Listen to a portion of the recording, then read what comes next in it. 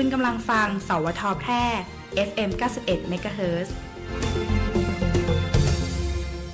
ก่อนจะฟังสปอตนี้เราอยากให้คุณทำใจดีๆเชื่อไหมว่ามีประกันภัยที่คุ้มครองการเสียชีวิตสูญเสียอวัยวะหรือทุพพลภาพในราคาแค่หลักร้อยแล้วไงนอกจากนี้ยังคุ้มครองดูแลค่าใช้จ่ายในการจัดงานศพในกรณีที่เสียชีวิตจากการเจ็บป่วยด้วยให้จริงดิทั้งหมดนี้อัตราเบี้ยประกันภัยแค่200ต่อเดือนเหรอถูกดีนะต่อปีอ้าวช็อกไปซะละประกันภัย200ราคาถูกซื้อที่ไหนคุ้มครองเท่ากันรับเกิน100ให้ประกันภัย200กับคนที่คุณรักโดยสำนักงานคปภ.มีปัญหาด้านการประกันภัยติดต่อสอบถามได้ที่สำนักงานคปภ.จังหวัดแพร่ตรงข้ามวิทยาลัยเทคนิคแพร่เลขที่ 36/3-4 ถนนเหมืองหิบตำบลในเวียงอำเภอเมืองแพร่จังหวัดแพร่โทรศัพท์ 054-522-698 และ 054-522-076 สายด่วนคปภ. 1186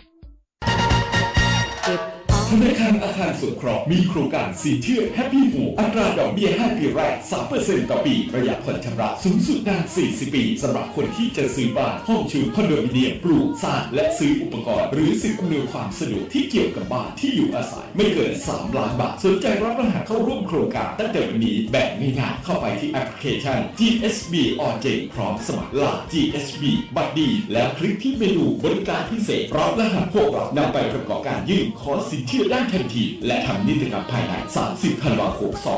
2567 หรือโทรสอบถาม 054-621-490-5 ธนาคารอาคารสงเคราะห์ทำให้คนไทยมีบ้านสักบ้านคอยเราให้เข้าไปอยู่ดูแลผู้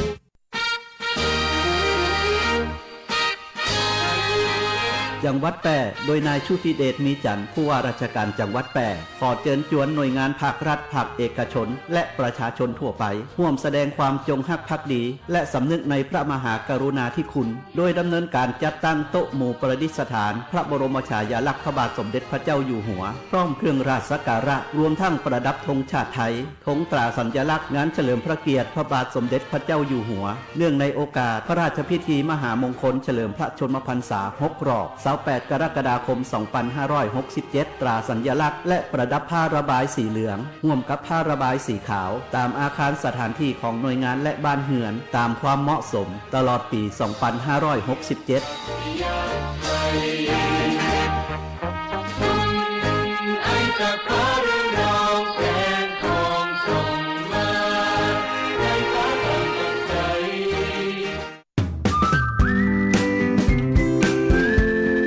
ไปทำงานเมืองนอกมีชีวิตดีเงินดีหลายคนอาจจะได้ยินข้อดีของการไปทำงานต่างประเทศแต่ต้องถามตัวเองว่าพร้อมแค่ไหนที่จะไปทำงานต่างประเทศสำนักงานจัดหางานจังหวัดแพร่กรมการจัดหางานกระทรวงแรงงานมีคำแนะนำเรื่องการไปทำงานต่างประเทศอย่างถูกกฎหมายก่อนที่เราจะไปทำงานต่างประเทศต้องตรวจสอบความพร้อมด้านต่างๆเช่นด้านสุขภาพร่างกายตำแหน่งงานและตรวจสอบเอกสารให้ครบถ้วนซึ่งการเดินทางไปทำงานต่างประเทศอย่างถูกต้องมี 5 วิธี 1. กรมการจัดหางานเป็นผู้จัดส่ง 2. บริษัทจัดหางานเป็นผู้จัดส่ง 3. คนหางานแจ้งการเดินทางไปทำงานต่างประเทศด้วยตนเอง 4. นายจ้างในประเทศไทยพาลูกจ้างไปทำงานในต่างประเทศ 5. นายจ้างในประเทศไทยส่งลูกจ้างไปฝึกงานในต่างประเทศและหากลักลอบไปทำงานต่างประเทศมีแต่เสียกับเสียต้องอยู่แบบหลบๆซ่อนๆแล้วทำอย่างไรไม่ให้ถูกหลอกฟังทางนี้ต้องตรวจสอบตำแหน่งงานว่ามีจริงหรือไม่สมัครงานกับบริษัทจัดหางานที่ถูกต้องตรวจสอบบริษัทจัดหางานกับกรมการจัดหางานว่าได้รับอนุญาตหรือไม่อย่าจ่ายเงินค่าบริการและค่าใช้จ่ายจนกว่าจะได้ทราบกำหนดการเดินทางก่อนเดินทางไปต่างประเทศต้องอบรมก่อนเดินทางและแจ้งด่านตรวจค้นหางานของกรมการจัดหางานก่อนออกเดินทางทุกครั้งและหากผู้ใดหลอกลวงผู้อื่นหลอกพาไปทำงานต่างประเทศหลอกพาไปฝึกงานต่างประเทศมีโทษจำคุกตั้งแต่3 ปีถึง10 ปีหรือปรับตั้งแต่ 60,000 บาทถึง 200,000 บาทหรือทั้งจำทั้งปรับสามารถแจ้งเบาะแสและสอบถามเพิ่มเติมได้ที่สำนักงานจัดหางานจังหวัดแพร่อาคาร2ชั้น1ศาลากลางจังหวัดแพร่ตำบลในเวียงอำเภอเมืองแพร่จังหวัดแพร่โทร 054-511-721 หรือช่องทางออนไลน์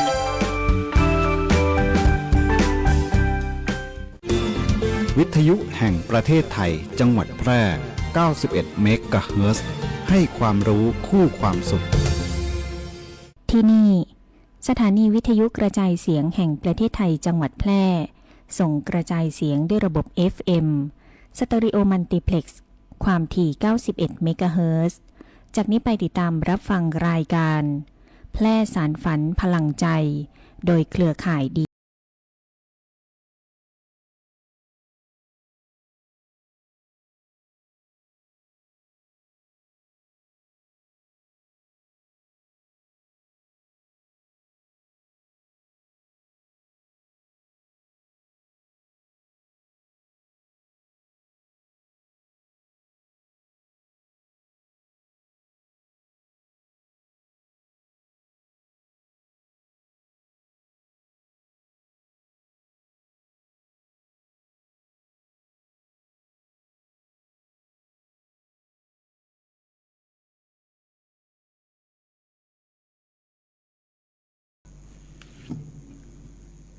สวัสดีครับสวัสดีครับเหมือนเดิมเนาะทุกวันเสาร์และอาทิตย์นะครับเรากลับมาปะกันของรายการแพร่สารฝันพลังใจโดยเครือข่ายดีเจคนพิการทั้งวันเสาร์และวันอาทิตย์สำหรับวันเสาร์ก็เป็น2 หนุ่มนะครับวันอาทิตย์ก็2 สาวก็โดยการสนับสนุนของทั้งพม.จังหวัดตีเปิดให้ทางคนพิการได้มีโอกาสได้มาแสดงศักยภาพมารวมจัดรายการตีสรแปนะครับสำหรับวันนี้ก็ตรงกับวันอาทิตย์ที่4 สิงหาคม 2567 แรม 15 ค่ำเดือน 8 ไตรเดือน 10 เหนือวันนี้เป็นวันพระธรรมดาวันพระใหญ่ในช่วง 15 ค่ำในช่วงเทศกาลเข้าพรรษาเนาะแต่วันนี้ก็ท่านประธานก็คงจะมีข้อมูลหลายๆข้อมูลก็คงเหมือนเดิมเนาะทุกวันเสาร์ก็หาประธานก็หาข้อมูลผมก็หาข้อมูลอย่างต่างๆมาเล่าสู่กันฟังให้ท่านผู้ฟังได้รับทราบข้อมูลเกี่ยวกับเรื่องราวต่างๆเนาะก็ท่านฟังก็พบกับรายการแพร่สารฝันพลังใจทั้งคืน91เมกะเฮิรตซ์นะครับสถานีวิทยุกระจายเสียงแห่งประเทศไทยจังหวัดแพร่คือวัดสปทจังหวัดแพร่ครับเนาะทุกวันเสาร์และวันอาทิตย์ให้ความรู้คู่ความสุขครับสำหรับใน2 หนุ่มมาเป็นวันอาทิตย์นะครับก็สลับกันไปเนาะสลับกันไปเพราะว่าเดี๋ยวนี้มันจะมีอยู่3 กูครับก็โดยทางหัวหน้าเจี๊ยบเพิ่นก็มีกูแล้วลูกน้องเพิ่นมาช่วยเสริมกันทำนะครับดีครับเอามาช่วยเสริมเจอกันจัดเนาะเพื่อจะได้มีศักยภาพในการจัดรายการของคนพิการเนาะเวลาดีๆแบบนี้ครับเนาะบ่าย 15:10 นาทีถึง 16:00 น.สำหรับนี่ก็เช่นเคยครับผมอดุลธนันชัยครับประธานชมรมคนพิการอำเภอหนองบัวไข่ครับผมก็ชาลิรัตน์แนวนั้นรองประธานชมรมคนพิการของอำเภอหนองบัวไข่ก็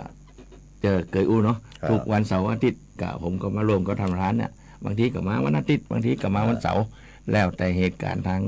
สถานีทางสถานีเป็นจัดโปรแกรมแต่ละเดือนเนาะครับก็เอาก็มาตามที่ทั้งท่านผอ.หรือเจ้าหน้าที่ของสปร.แปรเป็นจัดโปรแกรมไว้นะครับสำหรับเสาร์นี้ก็คงจะมีเรื่องดีๆนะประธานเปิ่นเตรียมข้อมูลเก่งอยู่แล้วเนาะก็เรื่องหลายเรื่องหลายแล้วนะครับเช่นเคยนะครับท่านผู้ฟังอยากจะติดตามรับฟังรายการของเขาได้อีก2 ช่องทางครับเนาะทาง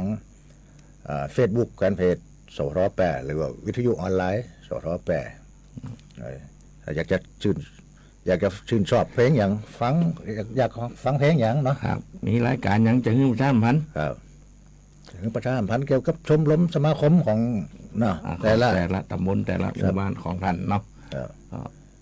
เบอร์โทรศัพท์ครับ0545235516ครับก็ติดตามมาทางรายการของเฮาเนาะคือรายการตัวนี้พอมาบนสนับสนุนสำหรับเครือข่ายชมรมคนพิการของจังหวัดแพร่นะครับกดไลค์กดแชร์อยู่ครับกับผมกับท่านประธานก็จัดวันเสาร์แต่วันนี้เป็นวันอาทิตย์ก็แล้วแต่อย่างอู้ข้างต้นเนาะแล้วแต่ตั้งผอ.หรือเจ้าหน้าที่เป็นวางโปรแกรมไว้นะครับแต่วันเสาร์หน้าเขาเป็นวันเสาร์เนาะครับสัปดาห์นั้นก็ เป็นวันอาทิตย์ บางทีท่านผู้ฟังอาจจะงงเนาะ อาจจะงงหน่อย บางทีกับวันเสาร์บางทีกับวันอาทิตย์ก็ขอบคุณเนาะรับฟังทั้งวันเสาร์วันอาทิตย์เลยครับ มันจะได้ อันเดียวกันนะครับ อันเดียวกันนะครับบางทีกับปัจจัยของแม่ยิ่งของเนาะคือเป็นการสนับสนุนทางพม.จังหวัดเบิ่นนะครับตรงนี้เขาก็มาปะกันไม่ก็เขาก็เหมือนเดิมเนาะคงจะ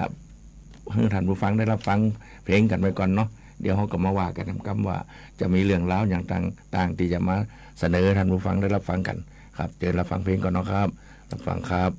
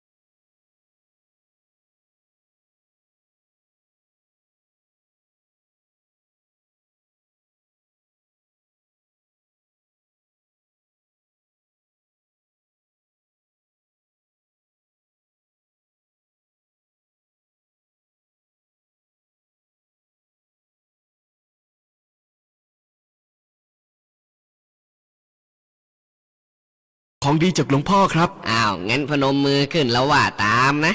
อาตมาจะให้คาถาขับรถปลอดภัยท่องไว้และปฏิบัติตามจะช่วยให้แคล้วคลาดจากอุบัติเหตุทั้งปวงเมาอย่าขับเมาอย่าขับหลับอย่าไปหลับอย่าไป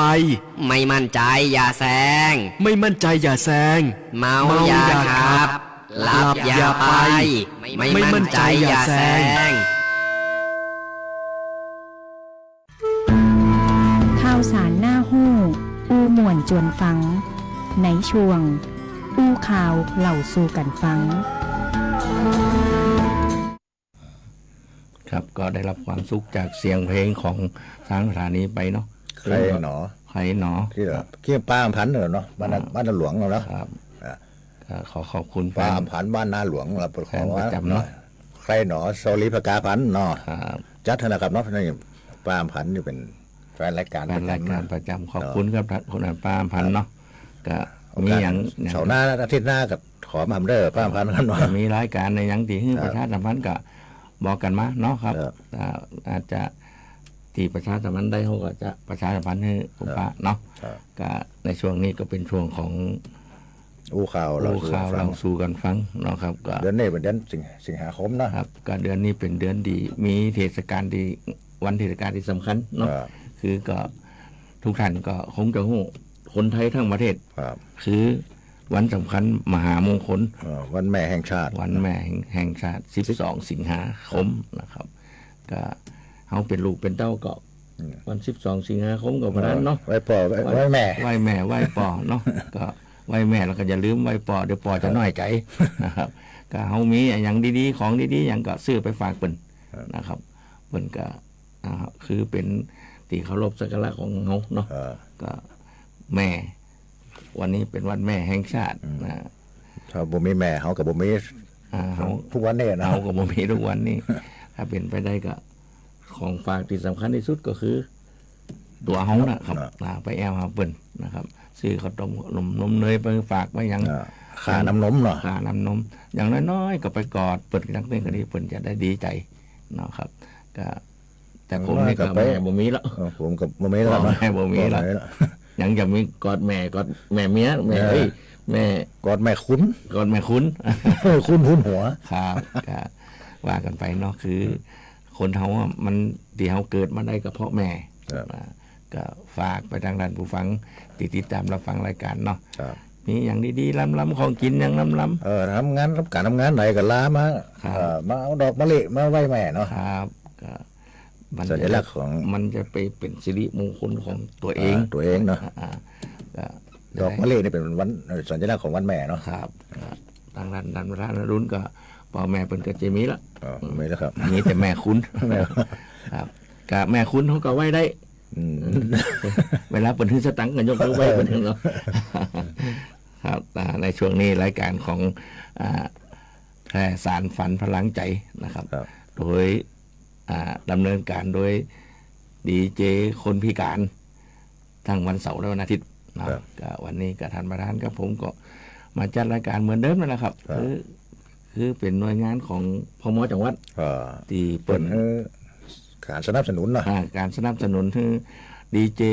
ที่คนพิการเนี่ยมีโอกาสได้แสดงศักยภาพ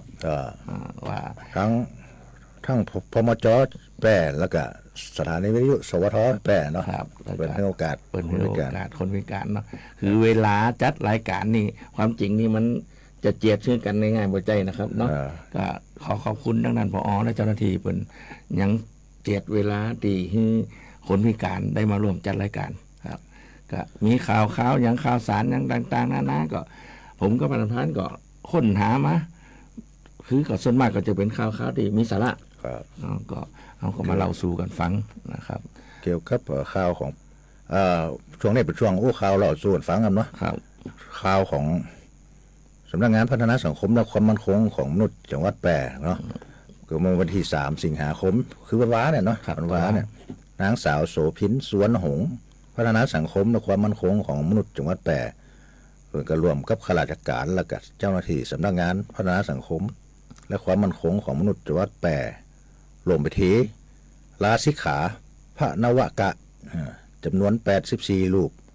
ในโครงการบรรพชาอุปสมบทเฉลิมพระเกียรติพระบาทสมเด็จพระเจ้าอยู่หัวเนื่องในโอกาสพระราชพิธีมหามงคลเฉลิมพระชนมพรรษา6 รอบ18 กรกฎาคม 2567เนาะบวชหมู่เนาะบวชหมู่โดยมีนายชัยศิษฐ์ชัยสำริดผลรองผู้ว่าราชการจังหวัดแปรเป็นประธานอันนี้หน้าวัดพระบาทเมืองวรวิหารก็รู้สึกว่าคนตำบลตำบลในเวียงอำเภอเมืองแปรจังหวัดแปรครับเนาะก็ดีอำเภอหนองคายก็รู้สึกว่าจะส่งมาหลายคนเขาเนาะที่คนที่บ้านผมรู้สึกว่าจะ2 คนนี่นะเข้ามาบวชก็เหมือนกันนั่นครับแต่บวชโดยที่มีวันดาวันปล่อยอย่างก็บวชที่นี่ก็มีกุศลเหมือนกันเขาหมดจำเป็นจะต้องไปจัดงานอะไรกันเหมือนกับสมัยแต่ก่อนเนาะนี่เดี๋ยวนี้สมัยเดียวนี้เปิ่นจะมีทางหน่วยงานของรายการเปิ่น จะจัดพิธีสำหรับวันสำคัญต่างๆเขาก็เลยบวชเนาะก็เราข่าวของสมาคมคนพิการทางการเคลื่อนไหวหรือร่างกายจังหวัดแพร่เนาะก็คือหัวหน้าโดยนายกสมาคมนายกสมาคมก็คือคุณบุญยามเสาจันทร์เนาะบุญยามเสาจันทร์เนาะเป็นนายกสมาคมคนพิการในเปิ้นก็ทรงคณะกรรมการเนาะไปเข้าโครงการเปิ้นนะโครงการเปิ้นชื่อว่าโครงการโครงการอบรมเชิงปฏิบัติการพัฒนาบุคลิกภาพปรับลุกแต่งสวยดูดีสมวัยใส่ใจบุคลิกภาพเนาะนี่ประสงค์ตัวแทนไป3 คนละเนาะไปอบรมที่อบรมที่จังหวัดนนท์เนาะนนทบุรีจำนวน3 คนก็มีที่หันนั่นก็มีน้องผาเนาะ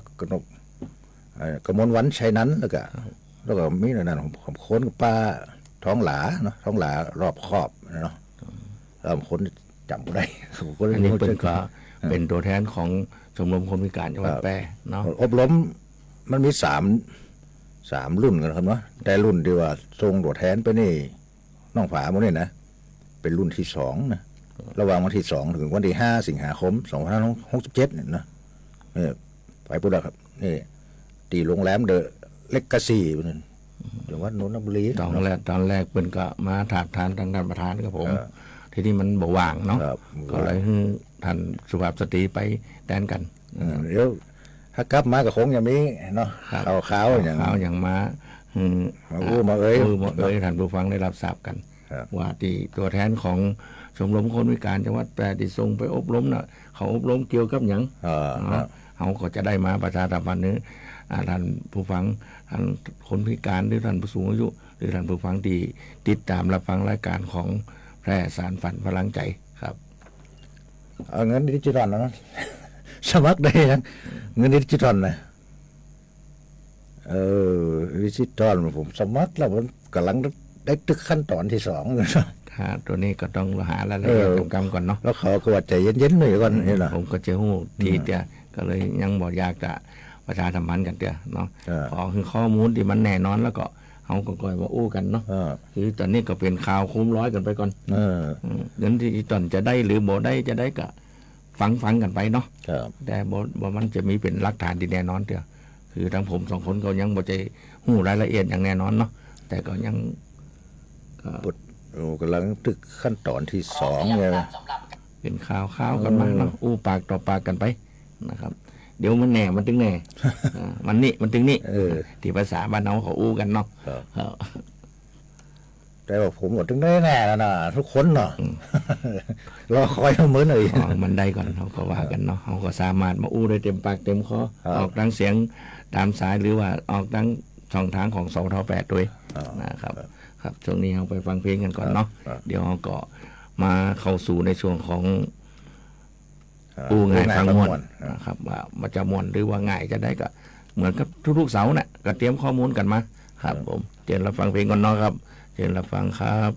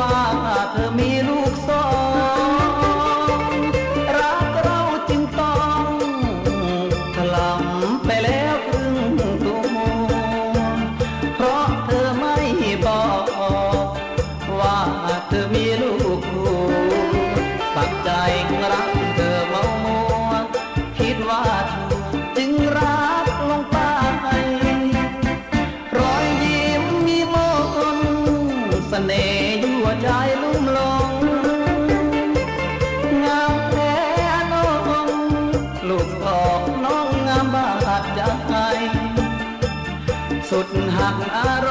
มณ์ตากลมเอวลึงชายละไอแม่คุณเป็นลูกสาวใครทำอย่างไร จะได้เธอมาครองทำใจไม่ถูกเห็นลูกเรียกเธอว่าแม่ความรักเลยแย่พันแปลเป็นแม่ลูกต่อต้องขออำลาไม่กล้าถอยหลังลงคลองรักคนมีเจ้าของมองใจเศร้าในอารมณ์เมื่อพี่รู้ว่าเธอมีลูกสองเป็นรักต้องร้องหม่นหมองพี่ต้องอกตรกเห็นเป็นน้ำพึ่งเมื่อถึงกลับกลายคืนคงขอลายกลมไม่สนกลัวโดนลูกปื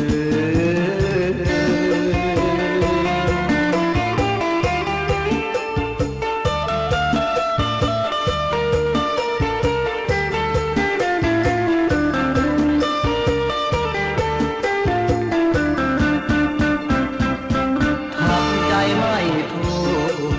เห็นลูกเรียกเธอว่าแม่ความรักเลยแย่พันแปลเป็นแม่ลูกสองต้องขออำลาไม่กล้าถอยหลังลงคลองรักคนมีเจ้าของมองใจเศร้าในอารมณ์เมื่อพี่รู้ว่าเธอมีลูกสองเป็นรักต้องร้องหม่นหมองพี่ต้องอกตรกเห็นเป็นน้ำพึ่งเมื่อถึงกลับกลายคืนคงขอลาเอวกลมไม่สนกลัวโดนลูกปืน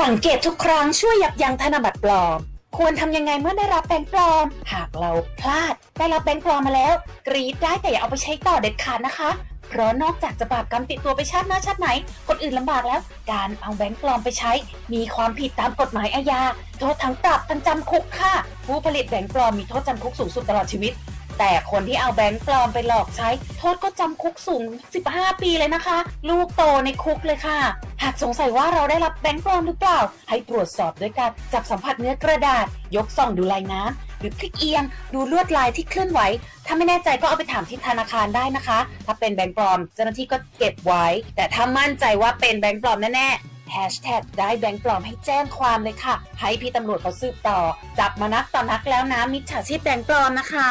ติดตามเรื่องธนบัตรจากพวกเราธนาคารแห่งประเทศไทยเพิ่มเติมได้ที่ Facebook ธนบัตรทุกเรื่องและ LINE Official @banknoteguru ค่ะอู้กันสบายๆได้ประเด็นในช่วงอู้ง่ายฟังมวล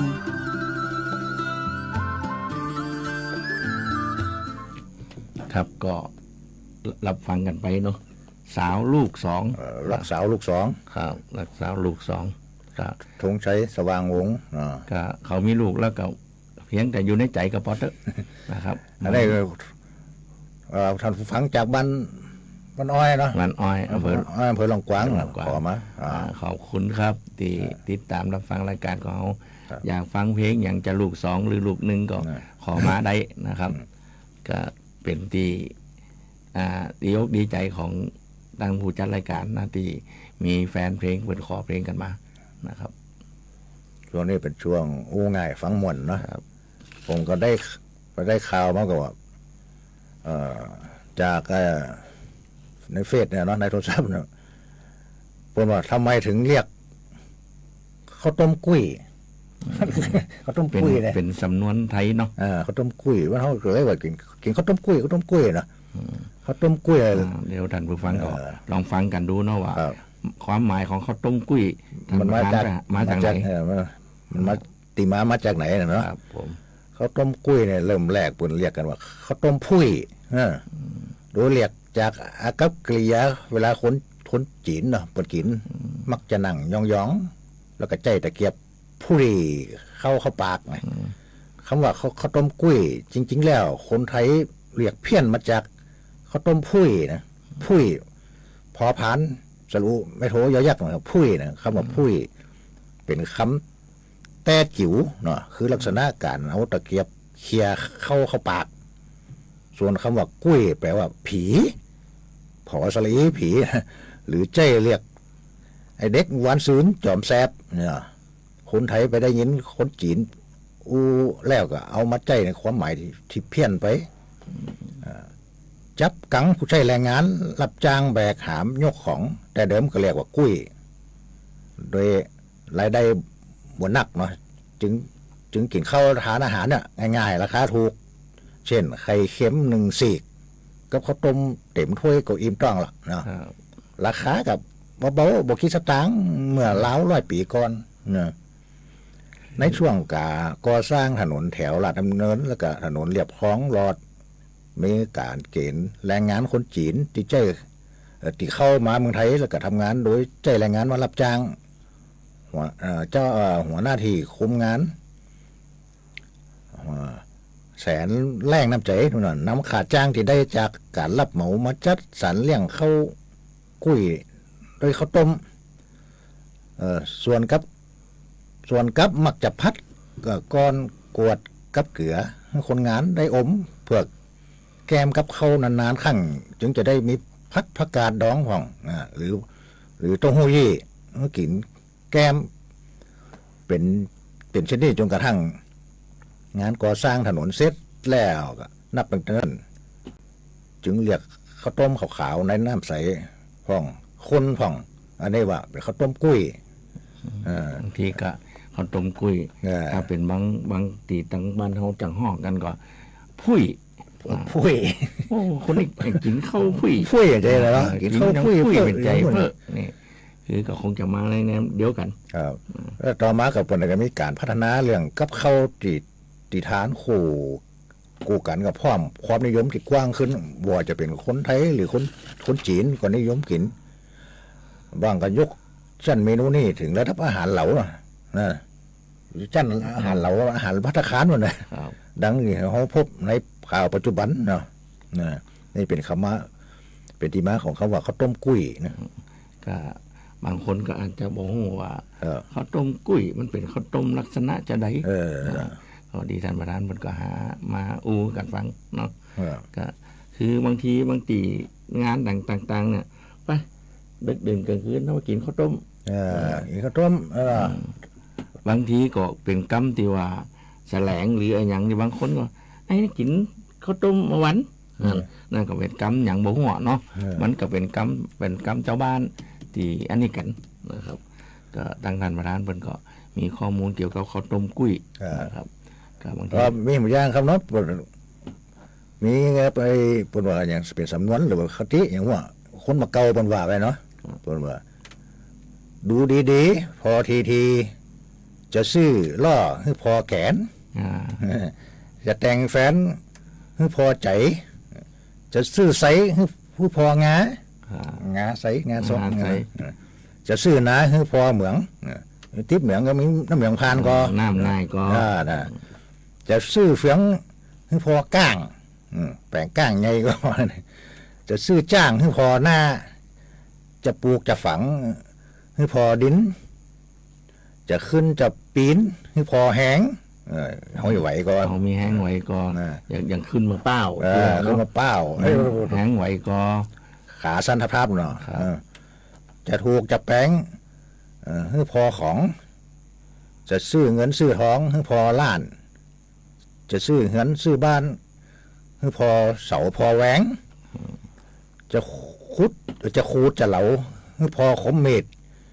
จะเตะจะดีดให้พอหน้าเจ้าของจะถมบวกถมหนองให้ถามเจ้าตีจะเผาจะจีให้พอไฟจะซื้อกำไรให้พอข้อแขนเขาข้อแขนเนี่ยแขนใหญ่แขนน้อยจะซื้อแหวน ฮือหล่อพอนิ้วก้อยเนี่ยฮือหล่อนิ้วก้อยนะแหวนเนาะจะซื้อสร้อยฮือพอขอจะสีสล่อฮือพอสายฮือพอสายมันถึงมันแข็งอย่างก็เนาะคนจะตายฮือพอหนังหน้าผากหนังหน้าผากบนไหลแล้วก็ไว้นะเนาะคนมีบาปหน้าตาจะหมองกำบะเกามันว่าไว้บดีละบดีลืมเลยนะผมไม่ไปน้องนะลูกหลานนะอันนี้เป็นกรรมเก่าสำนวนไทยเก่าๆที่มันมีความหมายได้นี่เกี่ยวกับบางทีท่านบางคนก็อาจจะบ่ได้เคยได้ยินก็ประธานบรรกามาเป็นกรรมเก่าทั้งบ้านเฮาเนาะทั้งบ้านเฮาภาคเหนือเนี่ยมันส่วนมากมันจะเป็นกรรมข้องจองว่าอันนั้นจะได้เพื่ออธิบายมันข้องจองกัน แต่ความหมายนี่ก็เข้าใจอยู่เนาะก็ทางท่านผู้ฟังก็คงจะได้รับฟังกันมานักแล้วนี่นะอันนี้ท่านประธานเพิ่นก็หามาอันนี้เสริมต่อครับก็ช่วงนี้เขาฟังเพลงกันก่อนเนาะเดี๋ยวเขาก็กลับมาสู่ในส่วนของนานาสาระเนาะกระทรวงสุดท้ายนะครับก็รับฟังเพลงก่อนเนาะครับเดี๋ยวรับฟังครับ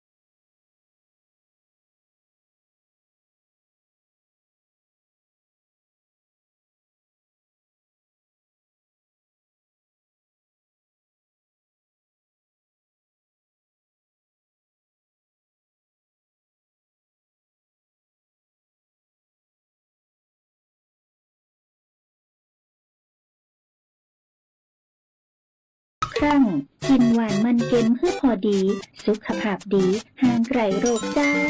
สำนักประชาสัมพันธ์เขต 3 กรมประชาสัมพันธ์ แบ่งกันปั่นความหู้ในช่วงนานาสาระ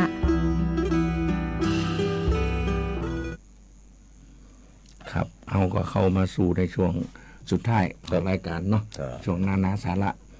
จะได้ก็ตามตีทางสวทเปิ่นมีคลิปตะกี้เนาะกินอย่างก็กินหวานมันเค็มคือพอดีนะครับเพื่อสุขภาพของท่านนะครับทางรายการแพร่สารฝันหลังใจก็จะพยายามเน้นเกี่ยวกับสุขภาพอันนี้ช่วงนานาสาระในผมก็ยาวเนี่ยเกี่ยวกับอาหารการกินกันเนาะครับที่เป็นว่า7 เมนูของอาหารบอกเข็มเนาะแต่ว่าสะเทือนไตเนาะเนี่ยเปิดซื้อไต้หวันเปิด7 เมนูอาหารสะเทือนไตเขาเนาะตับไตเขาเนี่ยเนาะตับไตไส้ปุ้มนะครับแต่นี่ทางท่านประธานเปิดก็เอาเกี่ยวกับไตครับแต่มันลดถึงว่าเมนูนั้นจะลดบอกเข็มแต่โซเดียมสูงก็มีแต่ของที่คนไทยชอบกินเนาะซื้อไต้หวันเป็นเปิดนะว่า7 เมนูอาหารสะเทือนไตลดบวกเข็มทำให้คนฉลาดใจแต่ที่จริงกับระเบิดโซเดียมมีแต่ของที่คนไทยชอบกินเนาะหลายคนมักรู้สึกกระหายน้ำเวียนศีรษะแม้กระทั่งรู้สึกรองเท้ารัดแน่นผิดปกติแล้วก็มักวิ่งไปเข้าห้องน้ำหลังจากเพลิดเพลินกับมื้ออาหารหรือของว่างอาการเหล่านี้อาจเกิดจากที่คุณบริโภคโซเดียมนักเกินไปโดยบ่ได้ตั้งใจเนาะ